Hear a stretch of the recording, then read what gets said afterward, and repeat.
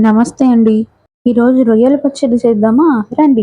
శుభ్రంగా కడిగి పెట్టుకున్న కేజీ రొయ్యల్లోకి కొద్దిగా ఉప్పు, పసుపు, అల్లం వెల్లుల్లి పేస్ట్ వేసి బాగా కలుపుకోవాలి. ఇప్పుడు పొయ్యి మీద పెట్టి రొయ్యల్లో వచ్చిన నీరంతా ఇంకిపోయే వరకు ఉడికించుకోవాలి. ఈలోగా ఒక కడాయిలో 2 స్పూన్ ధనియాలు, 1 స్పూన్ జీలకర్ర, అర స్పూన్ మెంతులు, 1 స్పూన్ ఆవాలు, చిన్నవి 2 చెక్కలు, 4 లవంగాలు, 4 యాలుకలు వేసి దోరగా వేయించుకోవాలి.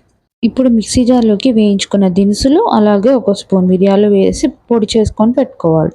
ఇప్పుడు అదే కడాయిలో ఒక కప్పు నూనె వేసి కొద్దిగా వేడెక్కాక ఉడికించిన రొయ్యలు వేసి ఫ్రై చేసుకోవాలి. శనగ నూనె అయితే ఇంకా బావుంటుంది. మరీ గట్టిగా కూడా వేయించుకోకండి. లైట్‌గా గోల్డెన్ కలర్ వచ్చే వరకు వేయించుకుంటే సరిపోతుంది. వేయించిన రొయ్యలు పక్కకు తీసుకొని పెట్టుకోవాలి. ఇప్పుడు అదే నూనెలో ఒక చిన్న కప్పు అల్లం వెల్లుల్లి పేస్ట్, కొన్ని వెల్లుల్లిపాయలు వేసి పచ్చివాసన పోయే వరకు వేయించుకొని దాంట్లోని వేయించి పెట్టుకున్న రొయ్యల్ని వేసి అరకప్పు కారం, కొంచెం పసుపు, పావు కప్పు ఉప్పు, పొడి చేసి పెట్టుకున్న మసాలా పొడి అన్నీ వేసి బాగా కలుపుకోవాలి. చివర్లో ఉప్పు ఖచ్చితంగా సరిచూసుకోండి. చల్లారాక గాజు సీసాలో నిల్వ చేసుకుంటే 2-3 నెలల వరకు ఉంటుంది. అంతే అండి, నోరూరించే రొయ్యల పచ్చడి రెడీ. మీరు కూడా ట్రై చేసి ఎలా ఉందో కామెంట్స్‌లో చెప్పండి. అలాగే లైక్ చేయండి, మీ ఫ్రెండ్స్‌తో షేర్ చేయండి, మా ఛానల్ సబ్స్క్రైబ్ చేసుకోండి.